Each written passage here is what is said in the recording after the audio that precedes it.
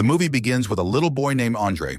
He is drawing on the walls of his new house because his family just moved in. His mother, Ebony, likes his drawing. At the same time, Ebony's mother, Alberta, is at a church seminar. In the evening, the family has dinner together. We meet Ebony's other children, Shantae and Nate. During dinner, Alberta asks Ebony why she didn't take Andre to church. Ebony says she doesn't want to force him if he's not interested. While eating, Andre asks for more milk, but Ebony gets upset. She tells him he shouldn't drink milk because he is lactose intolerant. Andre argues that Ebony is just too cheap to buy milk.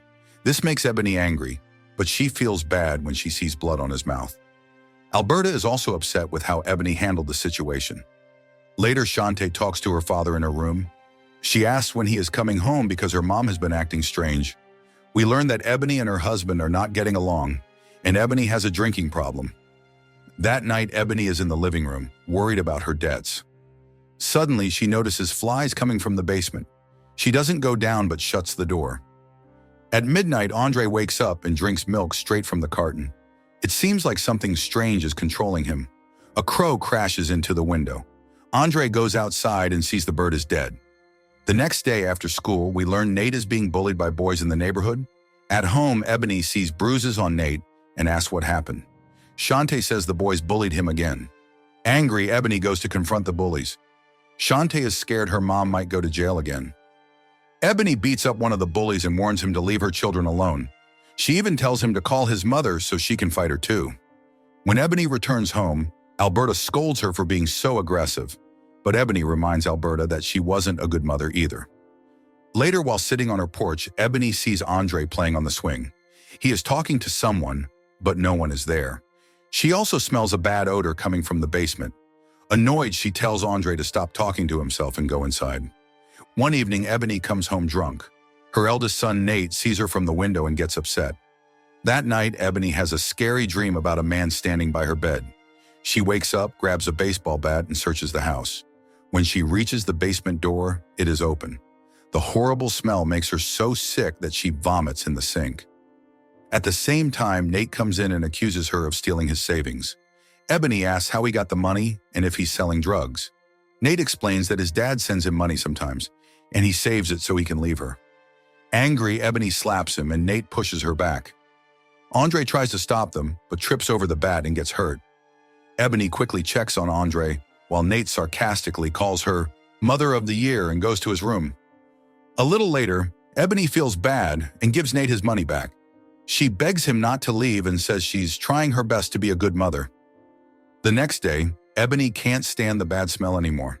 She calls pest control, and they find a dead cat in the basement. After that, a child services officer named Cynthia visits the house. She notices bruises on Shantae's arm and Andre's poor posture. She asks what happened, but Shantae says she woke up with bruises, and Andre says he fell at the playground. Cynthia is suspicious. She tells the kids to go to their rooms and gives Shantae her card, asking her to call if she needs help. Cynthia then talks to Ebony and asks if she has been drinking. Ebony says she drinks sometimes like everyone else. Cynthia tells her that the kid's father reported to the court that there is drug use, drinking, and abuse in the house. Ebony says he made those claims to win custody of the kids before going to Iraq and leaving them with nowhere to live. Cynthia says her main concern is the children's safety and tells Ebony to take better care of them. As the social worker leaves, Ebony and Alberta notice a strange woman sitting in a car outside their house. She is watching them, but they don't know who she is. Next, it's Shantae's birthday party. Many guests come, and Ebony gives Shantae a new phone as a gift. Shantae is very happy. After the kids go to bed, the adults continue the party. Later, while Ebony is having fun, she hears loud noises from the basement. When she opens the basement door, she finds Andre hitting his head against it while asleep. She wakes him up and asks what he is doing. Andre says he was talking to his friend Trey, who lives in a hole in the basement. Ebony feels uncomfortable and takes Andre to his room to sleep. After the party, Ebony drinks too much and passes out in her bed. Later, she wakes up to loud noises from the children's room. She goes there to yell at them, but Alberta soon hears the kids screaming. Alberta rushes upstairs and finds the room in chaos. The kids are hiding in the closet and Ebony looks very upset. Alberta asks what happened. Shantae says she woke up to her mom yelling, and Andre says Ebony threw them against the wall. Ebony denies doing anything, but Alberta doesn't believe her. The next day at school, the kids behave very strangely. In class, Nate laughs uncontrollably when the teacher talks about AIDS statistics and even falls out of his chair. Andre behaves worse. He poops in class, throws it at the teacher, and starts eating it. Shantae also has a problem. During choir practice, she whispers to her teacher, and he notices she is bleeding. Ebony gets a call from the school about her kids' behavior. The children are taken to the hospital. There, a doctor shows Andre pictures as part of a psychological test. When Andre sees a picture of a crow, he says it's Trey. The doctor later tells Ebony that they didn't find anything physically wrong with the kids, but suggests they may be stressed at home.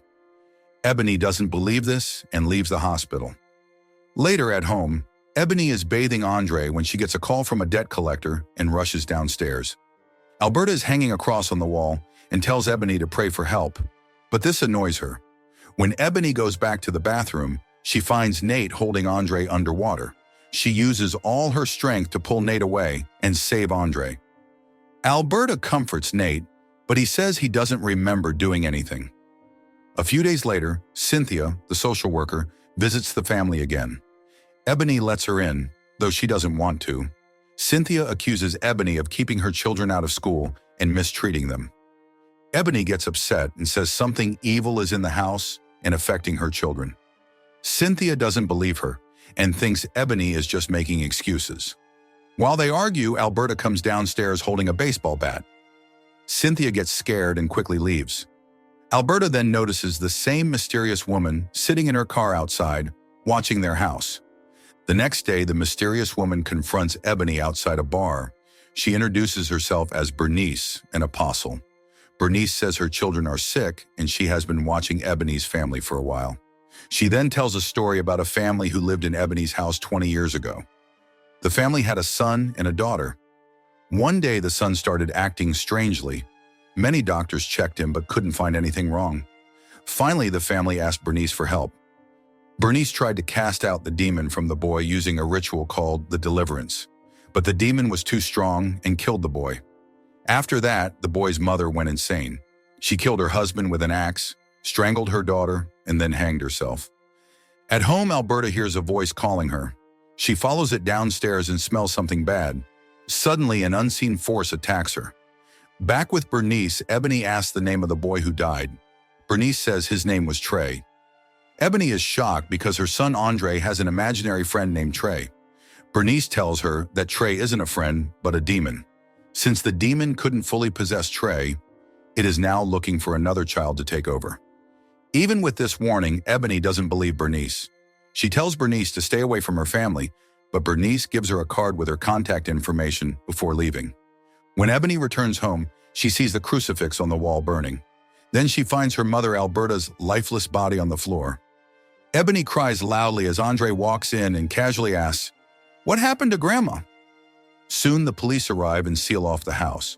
Heartbroken, Ebony takes her kids and drives away, hoping to escape the haunted house. While driving, Shantae tells her mother that she called Cynthia. She says they need someone to take care of them now that their grandmother is gone. Ebony breaks down crying, and suddenly, Andre becomes possessed. This frightens Ebony so much that she almost crashes the car.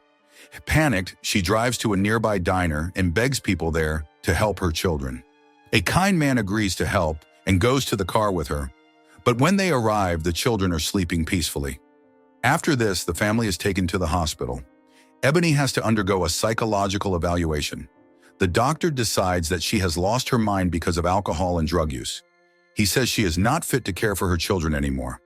Cynthia also comes to the hospital and tells Ebony that the children will be placed in church foster care to keep them safe. When Ebony is released from the hospital, she finally believes that Bernice was right about the demon.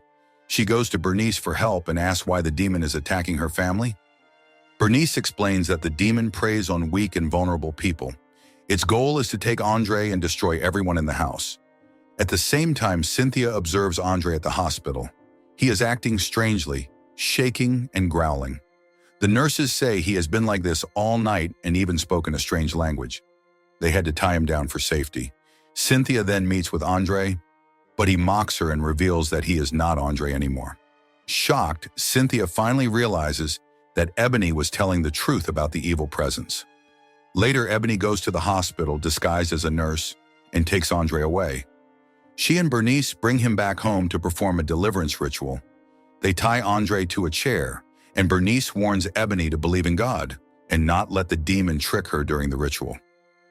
Bernice starts the ritual by splashing holy water on Andre.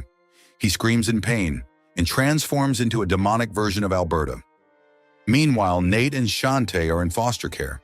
They also begin to show signs of possession because of the ritual happening at home. Back in the house, the demon breaks free from the straps and laughs loudly and maniacally. The house starts shaking violently, and Bernice tells Ebony to go upstairs and stay there until the ritual is finished.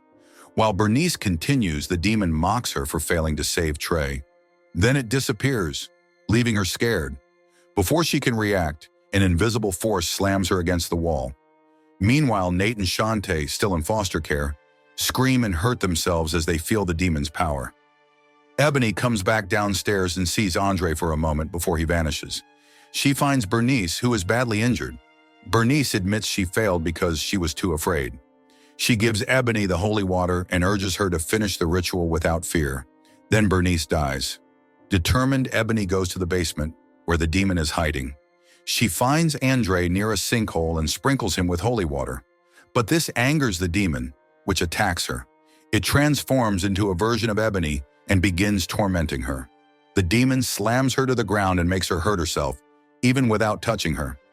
Despite the pain, Ebony refuses to give up. She calls out Jesus' name, and the demon becomes furious. As it presses its foot on her neck, Ebony is transported into a dreamlike place. There she remembers happy moments with her children and hears her mother's voice encouraging her to pray for help. This gives Ebony the strength to face the demon. She uses Bible verses to fight back, showing no fear. The ritual works, and a fire starts in the basement. The demon is consumed by the flames and falls into the sinkhole. At the same time, Nate and Shante are freed from the demon's control. After the battle, Ebony finds Andre asleep on the basement floor, back to normal. Although the demon is gone, Ebony knows it will take time to regain custody of her children. The next day, Cynthia visits and finds Ebony, now scarred, packing her things to leave the house. Cynthia tells her the children are fine, but don't remember what happened. Ebony decides to move in with her aunt for a fresh start. The movie jumps forward 6 months. Ebony is reunited with her children.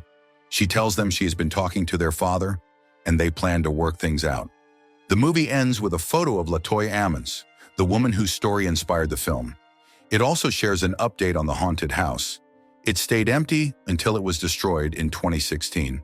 However, strange events are still reported on the property. If you want interesting movie recaps, like, share, and subscribe to follow us for more movie recaps.